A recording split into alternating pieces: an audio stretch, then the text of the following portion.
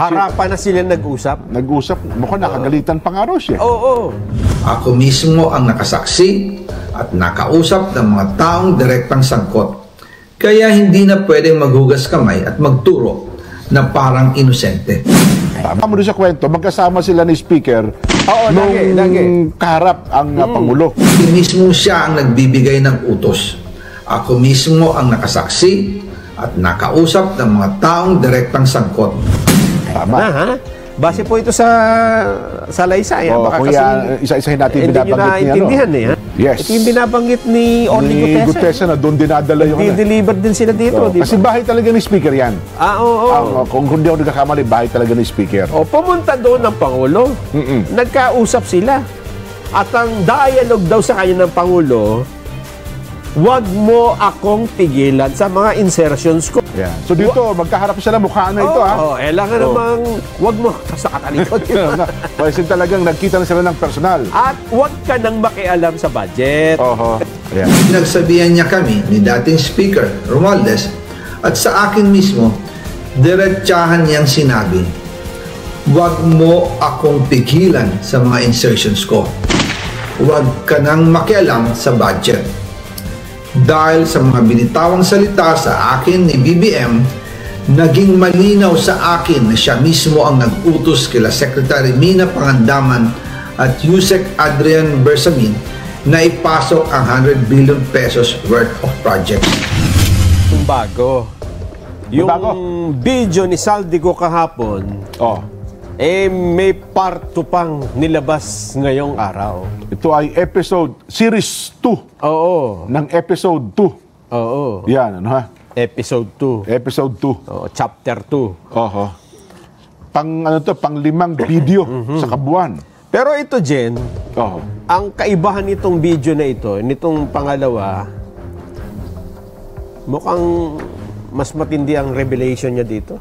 Mukhang narinig ata, itong dalawang kamuting kahoy ito kahapon eh. Binibigyan din nyo na walang direktang pakikipag-usap si Saldico at sa Pangulo. Di ba? Mukhang ngayon. Meron na. Harapan na sila nag-usap. Nag-usap, mukhang nakagalitan pa nga raw siya. At hindi lang yun. Pati ang anak ng Pangulo na si Congressman Sandro Marcos, idinawit na rin dito. Pero may sagot si Kong Sandro, ha? Mamaya. Sige. Kompleto siyempre tayo. Alam mo naman tayo, magkabilang panig. Wala tayong kinikilingan. Wala tayong pinoprotektahan. Ilalatag natin na magkabilang panig dyan. Hindi pwedeng kaalyado lang. Kailangan lahat. Transparent. Para ang taong bayan na nakikinig sa atin, sa ganang mamamayan, ang magsasabing, ito nga. Diba sila ang titimbang ngayon? Yes. Timbangin ninyo. Ipine-present lang po namin kung ano ba yung mga pangyayari, anong sinasabi, at hindi natin itinatago. Hindi tayo nag-executive session dito. Yan. Na, wag natin niyang iparinig. Baka may masabing hindi maganda. Ay, hindi. Lahat ng sasabihin talaga ngayon, parang hindi maganda sa iba. Maganda sa kabilang panig, pero sa kabilang panig, hindi maganda. Sa ngalan po ng transparency, dapat nating ipakita lahat. So, kayo ng video ito natin ipapakita. Unahin po natin ang part 2 sa series number 2 ng video ni Saldico. Karugtong po ito nung inilabas niya kahapon. Panoorin po natin. Huwag mo akong pigilan sa mga insertions ko. Huwag ka nang makialam sa budget. Ginagawa ko lang ang mga utos niya tungkol sa mga insertions na sinasabi niyang hindi na raw niya makilala. At sabi na ipinapa-insert ng mga projects ang Pangulo na worth 50 billion pesos. Naging malinaw sa akin na siya mismo ang nag-utos kila Secretary Mina Pangandaman at Yusek Adrian Bersamin ang gusto niya ng 50 billion pesos na insertion. Ngunit ang sagot ng Pangulo, humingi ka ng bago or dagdag na insertions. Bakit hindi niya agad tinanggal noon pa? Kasi mismo siya ang nagbibigay ng utos. Ako mismo ang nakasaksi at nakausap ng mga taong direktang sangkot. Hindi lang po ang Pangulo ang may insertion sa budget. Pati po si Congressman Sandro Marcos. Pero kahit na i-deliver na ang 1 billion pesos para kay Pangulong Marcos, At kahit na naisama na rin sa 2025 budget ang 100 billion pesos insertion sa pamamagitan ng BICAM Committee, ayon mismo sa utos ng Pangulo, nagagalit pa rin daw si BBM. Kaya noong February 2025, sumulat po ako ng isang confidential letter kay Pangulong Marcos. Doon ko ipinaliwanag na ginagawa ko lang ang mga utos niya tungkol sa mga insertions na sinasabi niyang hindi na raw niya makilala. Ilalabas ko po ang sulat ko sa Pangulo kasama ng bidyong ito. Si Yusek Jojo Cadiz ang nag-ayos ng aming meeting noong March 2025 sa 1201 Aguado Street, tapat ng Malacanang, Gate 4. Pero sa halip na kumalma ang Pangulo, lalos lang siyang nagalit. Sa halip na itanggi o linawin niya ang tungkol sa 100 billion insertion, pinagsabihan niya kami ni dating Speaker Romualdez at sa akin mismo, diretsahan niyang sinabi, "Huwag mo akong pigilan sa mga insertions ko. Huwag ka nang makialam sa budget." Dahil sa mga binitawang salita sa akin ni BBM, naging malinaw sa akin na siya mismo ang nag-utos kila Secretary Mina Pangandaman at Yusek Adrian Bersamin na ipasok ang 100 billion pesos worth of projects.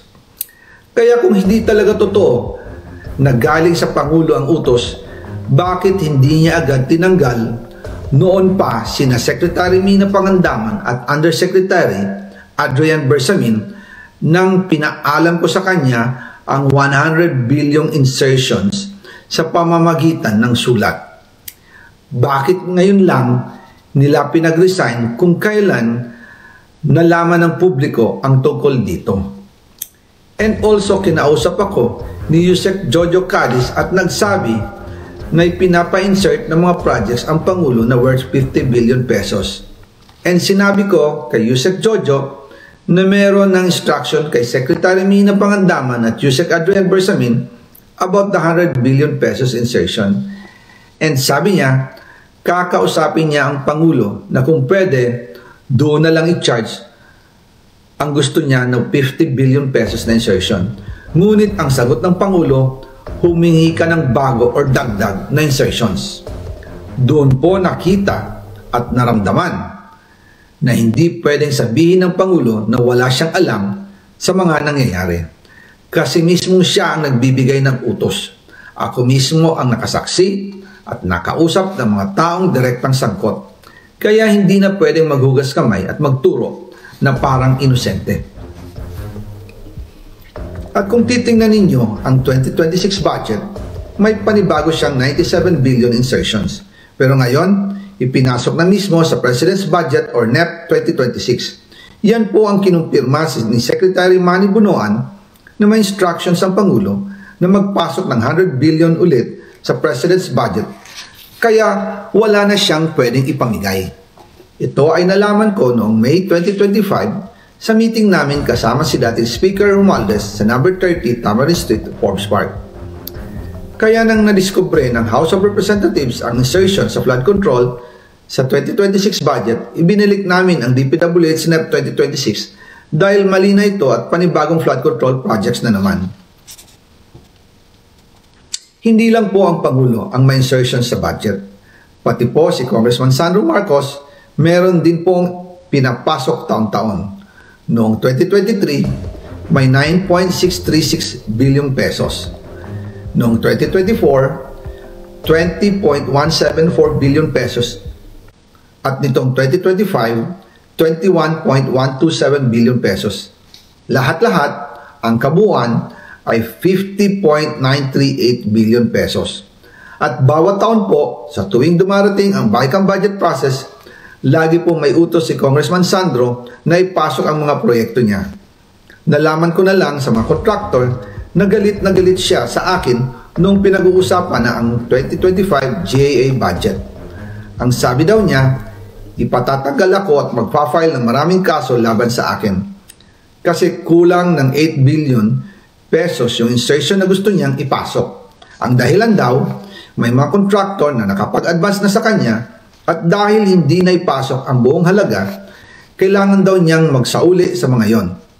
Para malinaw sa taong bayan, ilalabas ko po sa video na ito ang listahan ng mga proyekto na kasama sa mga insertions ni Congressman Sandro. Ayun, Nelson. Dalawang bahagi, ano, yung binanggit niya kay Pangulo at sa bandang huli ay yung insertions naman daw ni Majority Leader Sandro Marcos. Pero ang bago dito, Jen, ay dalawang bagay. Di ba dati ang kausap lang niya si Amina Pangandaman at si Adrian Bersamin. Oo. This time, may kausap na siya na si Yusek Jojo Catis. Ayan. Kasi siya daw ang nag-arrange ng pag-uusap. Kasama, mahihinuha mo rin sa kwento, magkasama sila ni Speaker nung kaharap ang Pangulo. Ang kwento kasi, batay dun sa kwento ni... Kung hindi nyo maintindihan yung simula, kasi yan yung teaser dun sa video. Oh, yes. Oh, may editing eh. May editing. Bago yung kanyang statement. Talaga. Parang may teaser, no? Yes. Kaya lang, hindi maganda yung pagkaka-edit natin. Kaya hindi natin ma-distinguish kung alin dun yung teaser. Kaya doon sa ibasa ko, yung pag binanood mo ng ineditan niya. Talaga naman inedit eh. Kasi may editing po yung unang bahagi. Mamaya natin i-assess. Titingnan, i-check natin yung video. Yes. Ayan, kasi may nagsasabi, hindi raw yan totoo eh. Baka daw AI. Tingnan natin. Oo. Ang sabi ni Saldico, nung unang video, before this, merong insertion na 100 billion. Diba? Oo. At yun ay sinabi ni Amina Pangandaman at kinumpirm ni Adrian Bersamin. Yes. Doon sa kickback, 25 billion na i-deliver naman nila. Based doon sa utos daw ng Pangulo. Oo. Okay. So, tapos na yun. Pero, tumahawag na naman itong, dito sa part 2, yun namang Yusek Jojo Catis. Ang sabi naman ni Yusek Jojo Catis, sabi ng presidente, mag-insert ka ng 50 billion pesos. Panibago. Yes. Ang sabi ni Saldico, teka muna, dumawag na sa akin si Adrian meron ng 100 billion na i-insert. Sabi niya, hindi, bago yan eh. Bagong 50 billion. Kaya ang nangyari daw, sabi ni Saldico, napilitan siyang sumulat sa Pangulo. Yan. Kasi nagagalit daw May confidential letter daw siya. Siguro para gusto niya ipaliwanag na meron ng 100 billion. Bakit meron pang 50 billion na 50? Nakausap ko na po si Adrian. Okay na ho yung 100 billion. February 2025 yung confidential letter. Yes. Sabi niya, ilalabas niya kasama nung bidyong ito pero wala pa po hanggang ngayon yung confidential letter. At dahil dun sa letter na yon, March 2025, after yung sumunod na buwan, nag-set sila ng meeting. Tama.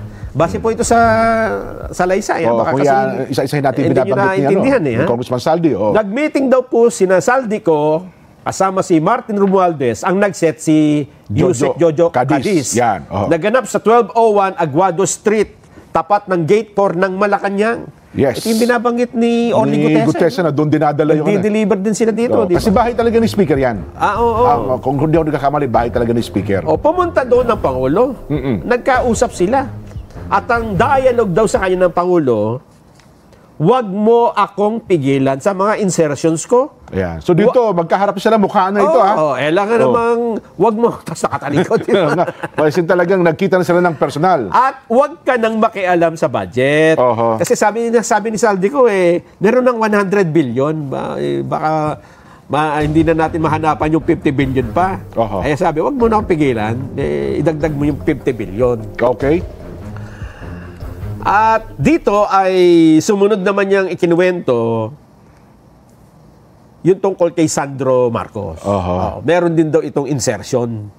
At ang kanyang kwento dito, mula daw noong nagsimula sila, 2023 pa lang, meron na. 2024 hanggang 2025. Yan. At ang total nito, umabot ng 50.9 billion pesos din. Tinignan ko yung mga yan, yung listahan. Meron niya mga flood control sa Ilocos Norte at sa iba pang lugar. Marami dyan Ilocos Norte. Pero tataka ka, meron Mindanao, may kung saan. Cotabato. Yes.